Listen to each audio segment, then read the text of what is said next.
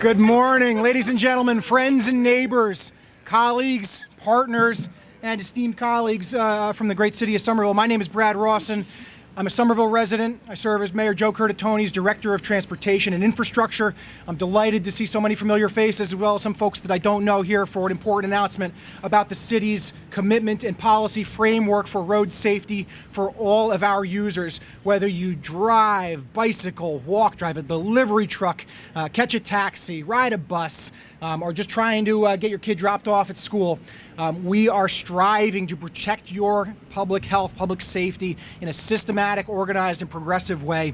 This is a moment that we've been waiting for and reaching for as a community for a couple of years, and it's a real milestone for us. It's the start of the rolling up the sleeves. So I'm going to serve as MC here. Just wanted to quickly recognize a couple of our elected officials who have been so important in leadership roles on these issues. Ward 2 Alderman Mary Ann Houston is with us. Ward 3 Alderman Bob McWaters is with us. And of course, it's my distinct and great pleasure to work for and introduce the best mayor in the Commonwealth of Massachusetts, Joe Curtatone. Thanks, Brad. Well, good morning, and we promise to be right to the point and beat the rain. I want to welcome you all to today's announcement for Vision Zero in Somerville. Really excited, proud to be here with all of you, those who are activists and advocates, member of city staff. I want to welcome our friends from MassDOT, Pete Sutton and company, who've been great partners in Somerville's transformation, helping us achieve our mobility goals. Stacy from Livable Streets. I've seen Alan Moore from the Friends of the Community Path, and many, many others across this community who will engage this morning and later this evening. I'm also proud and honored to be joined by two distinguished colleagues, as you've been introduced to, Alderman Houston and McWaters. Alderman McWaters have been strong proponents of what we're about to announce today, as well as you'll see the Department of Public Works represented by Stan Cody and Rick Willett and others here, the Police Department Chief Dave Fallon and his command staff, all working together to help us achieve our mobility and safety goals. Traffic crashes are felt mostly acutely at the local level, and Somerville certainly isn't immune to that. Last year alone, there were 636 crashes reported on Somerville-owned streets. And 224 of those resulted in some type of injury, and 14 of those were serious.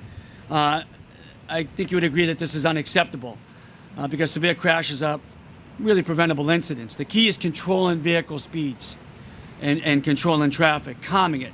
Somerville strives to become the most walkable, bikeable, transit-friendly city in America, and if we're going to get there, we must be bold and we must bolster our dedication to safer streets. So today, I'm proud to join all of you, my colleagues in this community, to announce the official launch of Vision Zero Somerville. We join 27 other Vision Zero communities across the U.S., striving to eliminate traffic fatalities and serious injuries through efforts such as lowering speed limits, redesigning streets, implementing meaningful behavioral change campaigns, like a lot what you're seeing right here in Union Square right now with our interim measures, and enhancing data-driven traffic enforcement. Our Vision Zero commitment is consistent with decades of planning and investment in the city, and not only around transportation initiatives. Right now, our transportation systems are out of sync with our community-supported priorities of a carbon-neutral Somerville, equity and economic well-being across all neighborhoods, and a healthier, more active community, and more. The built environment plays an important role in that. Vision Zero provides us with the framework to treat road safety as more than just a traffic issue, but also as a broader public health issue and social progress issue. It requires systems thinking and collaboration among many different stakeholders, similar to combating issues around crime and education and the opioid epidemic. Thinking of an issue holistically and thinking of the city as a complex ecosystem. As part of our commitment, we will work across multiple city departments, and you see many of them represented here today, and with a variety of community partners, many of which are represented today, to achieve really our common community goals and values. Additional concrete evidence and preparation for our commitment over the past 18 months can be found in improved roadway safety through lower speed limits and upgraded infrastructure. Last November, Somerville lowered citywide speed limits from 30 miles per hour to 25 miles per hour, becoming the first city in the Commonwealth to do so. I want to thank the Board of Aldermen for that. Additionally, there are now 65 total established 20-mile-per-hour safety zones in areas around schools, senior centers, parks, and more. Recent infrastructure improvements, including parking protected bike lanes on Washington Street and a mid-block crosswalk and flashing beacon at Union Square, which you will see in a brief informational tour following this morning's speaking program, have been implemented as well. And this work is going to continue and become farther reaching in coming months. Somerville is certainly no stranger to data-driven decision-making, and we're going to expand these efforts around Vision Zero. And as we work to create a Vision Zero action plan that will be released next year in 2018. The action plan will be developed through technical planning work and a robust community process, and will include measurable goals and implemental milestones for the 1-year, 3-year, and 5-year marks. Additional projects and ongoing infrastructure work like that on Beacon Street, which we're all familiar with, which when completed will include raised and separated bicycle facilities as well as pedestrian beacons and high-demand crosswalks, will continue throughout the development of the Vision Zero action plan. But in the meantime, we're also stepping up our education and our outreach efforts with a soon-to-be-released road safety learning module. The online learning module will engage all road users, whether they bike, walk, drive, or take public transportation, and reinforce road rules and safety best practices. So it's crucial that Somerville residents participate with us throughout this Vision Zero commitment process. We as a city government can install new crosswalks and protected bike lanes and lower the speed limits, but it's not going to make a true difference and have the type of behavioral change we envision if we don't have everyone on board and engaged. So it's up to all of us who live, work, visit, or even just drive through the city to be better for each other. It's up to us to make our own commitment to follow the rules of the road, to be a more aware biker, walker, driver, or rider, and to do our part to help us achieve Vision Zero.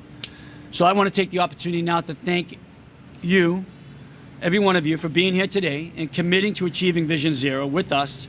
I'd like to thank the Somerville Board of Aldermen, who, like me, care deeply about the issue and have worked tirelessly alongside the city and all our staff and departments to advance and support additional road safety measures. I want to thank our state delegation, who fought hard on the speed reduction issue and many other measures which are helping us achieve our mobility, health, and safety goals. Senator Jalen, Representative Barber, Representative Connolly, and Provost, who tackled this issue on a state level, into MassDOT. And once again, especially bicycle and pedestrian coordinator Pete Sutton, who's here today. Pete's also a Somerville resident, so he gets 2 shout-outs. But also want to thank the Massachusetts Vision Zero Coalition for their support of Somerville's Vision Zero commitment, and the Somerville Bicycle Advisory Committee, along with some regional groups like Walk Boston, Livable Streets Alliance, Mass Bike, and Sept, the Somerville Transportation Equity Partnership, for their incredible advocacy for safer streets for every user. I mentioned earlier that this work would require an interdepartmental commitment. So I want to say thank you to the folks who have been working and will continue working together to eliminate traffic deaths and serious injuries. The Somerville Police Department, Health and Human Services Department, Traffic and Parking, the Department of Public Works, the Office of Strategic Planning and Community Development, where Brad's infrastructure and transportation team works under Mike Lavin, and the Somerville Public Schools as well. This is a great announcement for city. I grew up in this neighborhood just to be here in Union Square, and you see a lot of traffic, but to see the changes in this commitment to this type of community values and our overall goals that we've laid out in Summer Vision is really important and quite a milestone for this community. Thank you for coming here today. At this time, please welcome the Ward 2 Alderman, one of the aldermen in this area of Union Square, really supporting the city's efforts to achieve our mobility goals, Vision Zero, and to bring the Green Line to Somerville, Mary Ann Houston. Thank you, Mr. Mayor.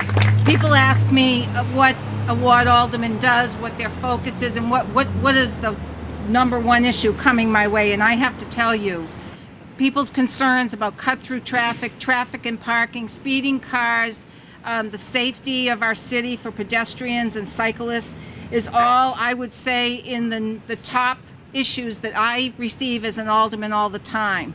And so in my years as being the Ward 2 Alderman, that has been a very important focus for me. So back in 2009, I voted to allocate City's Safe Start Initiative, and I actually have a picture on Beacon Street when we initiated that in 2009. And my whole career from 2000 on, I have fought, and we're finally seeing the fruition of a cycle track on Beacon Street. And believe me, that was a fight.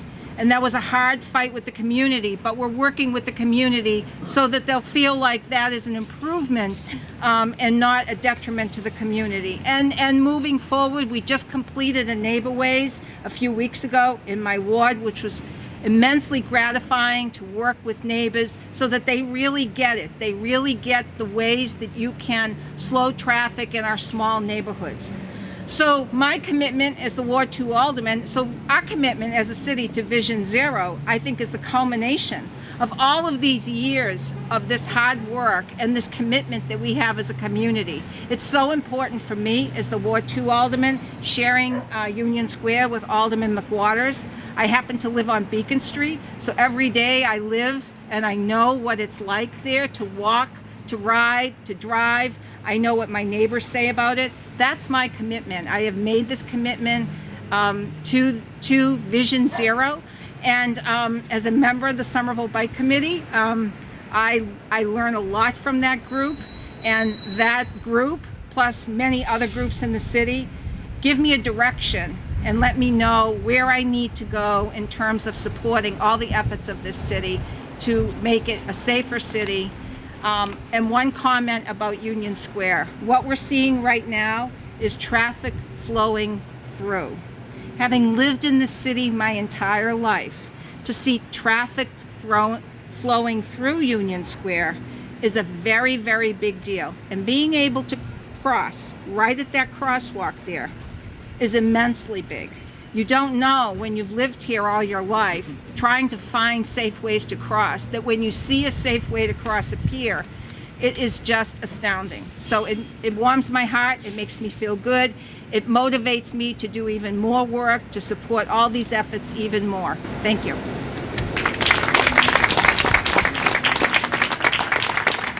Now, please welcome the Ward 3 Alderman, who, along with Alderman Houston, has done an incredible amount of work and advocacy around Union Square planning, around transportation and safety goals, and investment in our bike and walking infrastructure, Bob McWaters. Thank you, Mayor. Being the chairman of traffic and parking on the Board of Aldermen, I learned a fast lesson. When I got elected, besides affordable housing and development, traffic issues were the major issues that I faced. In fact, one of the first meetings I had in Prospect Hill was with a group of neighbors who were concerned about traffic cut through and traffic calming measures. So I think in Somerville, we have an interesting dichotomy. We have 50,000 registered cars and roughly about 7% of our population bike. So Vision Zero is a terrific methodology to get a collaborative effort for our citizens to understand that motorists, pedestrians, and bicyclists have to work together. As the Ward 3 Alderman, I'm going to continue to advocate for traffic calming measures. When the state legislature reduced the speed limits, I thought that was terrific. And I commend the administration for the safety zones in the city. There are roughly 65 safety zones. I'd like to see us go to more safety zones. And as the Alderman, with my colleagues, I'll continue to work with the administration to see if we can develop more safety zones. But this is the right way to address safety and traffic calming measures. We need to have initiatives and methodologies. We need to continue to work with the Bike Committee, Neighbor Ways, which I support as the ex officio on the Traffic Commission. But I also want to commend some of the departments, especially the police department. They're out daily enforcing traffic. DPW and traffic and parking are out restriping crosswalks and bike lanes, and they are traffic calming measures. So we will continue to work with the administration so we have a dichotomy where pedestrians and bicyclists and motorists can thrive together, so we can slow down traffic and we become a more walkable and bicycle-friendly community. So I want to commend the administration for Vision Zero. I think this is a terrific methodology and initiative. Thank you. Before I call up Brad to wrap it up, I just want to emphasize the point I made earlier about the city is a complex ecosystem, and we think of these issues and deal with them holistically. And I mentioned Health and Human Services, but I didn't recognize, and I want to do it now, Doug Kress, who's the head of Health and Human Services. And the importance of that, and I see Erica here from Shape Up Somerville, is more than a decade ago, our lessons around how we think of the built-in environment and how we change behavior to achieve goals around social progress and health and safety started with this one project called Shape Up Somerville, which was the model for Let's Move for the First Lady. It was the first ever community-based systems approach to reversing the trends around a major health crisis epidemic, childhood obesity and degeneration. And one of the issues we looked at, and it was driven by the health department, along with our partners at Tufts University and stakeholders around the community, is how planning around and policy around the built environment incentivized whether we went out and played hard, whether we walked to the store or the square, whether we rode our bikes around the community. And it really, we spent a lot of time. We worked with partners like the Robert Wood Johnson Foundation, many of the advocates and activists here today, and that really put a new lens on the city's approach to dealing issues around health, safety, and many other issues around quality of life and social progress. So I wanted to give them a shout out. So I'm going to welcome Brad back up to wrap us up. Brad? Thanks, Mayor. So in kind of wrap up and reflection, next month will be my 10-year anniversary of public service in this great city. I've learned a lot of things during that time. One of the things that attracted me to Somerville in the first place and has kept me here is the incredible capacity of our interdepartmental staff. Issue after issue in public life, Somerville is on the utter cutting edge, utterly and completely committed to progressive values and realistic implementation. And yet, we are simply a lens for our residents, for our advocates, right? Progressivism in this community doesn't start from staff. It is channeled through our staff. It is implemented in partnership with community groups, organizers, regional nonprofits, agency partners. We can't do what we do without you. And without pressure, without questions from the advocacy community, the city of Somerville might not have been ready to take the step to make such a fundamental and serious commitment to eliminating serious injuries and traffic fatalities on our streets. Now, I do want to inject a moment of humility here. Terrible things happen every moment. Human error is inevitable. These are the fundamental principles of the best practices from the Vision Zero Network nationally. Our quest as public servants is to design and manage a transportation system that is resilient enough, that is sympathetic enough, that understands the limitations of the human body. So inevitably, when a vehicle strikes a vehicle through human error, it's at a slow enough speed that people are not injured. That inevitably, when somebody's in the wrong place at the wrong time, a bicyclist, a pedestrian, that they have a fighting chance about walking away from that crash or recovering from that crash. So we need to understand that we are just rolling up our sleeves now. We'll be working on an action plan. And as our peers, the city of Cambridge is one of the more progressive communities in the country. They have a great Vision Zero framework. They've been doing this work for a long time, and yet bad things still happen. So my challenge to all of you as partners, as staff, as elected officials, is to stick with us, is to roll up the sleeves, take this commitment seriously, and understand that we're in it for the long haul here. This is not about a promise in September that is forgotten next year. And this is not about setting ourselves up with unrealistic expectations that we can wave a magic wand and complete a $10 million reconstruction project in 1 year versus 2 or 3. These things take time. It involves culture change. It involves mobilizing massive amounts of public and private capital. And yet the last moment that I'll share with you is actually a more lighthearted one. This mid-block crossing right behind you right here is something that we built after a cheap plywood and traffic paint testing exercise that we did through a community process with the tactical urbanism experts from Team Better Block based out of Dallas, Texas. They came here, we did community workshops. We realized there was this desire line across the inhumane 4 lanes of traffic on Somerville Avenue, and we just built out some curb extensions for a temporary weekend test. We mobilized the police department, had total traffic control. We were testing and counting pedestrians, how many vehicles were stopping for those pedestrians as they crossed.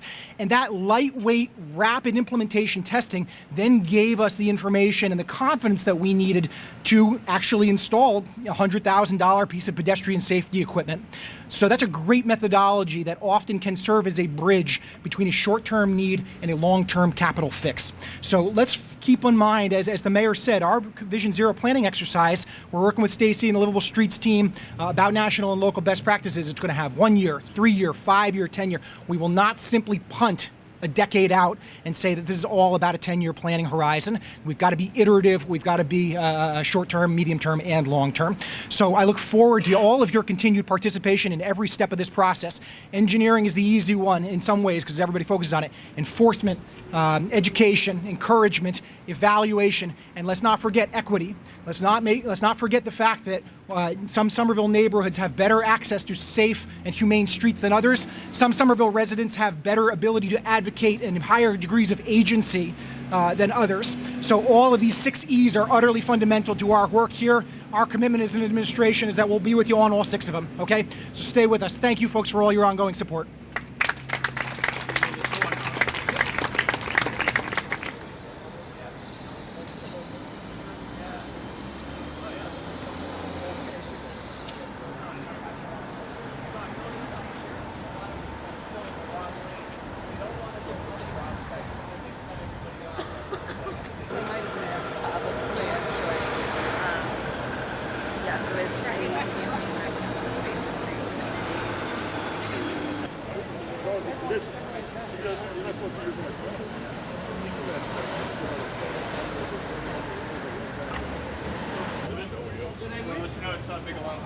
I'm gonna get it on the strike.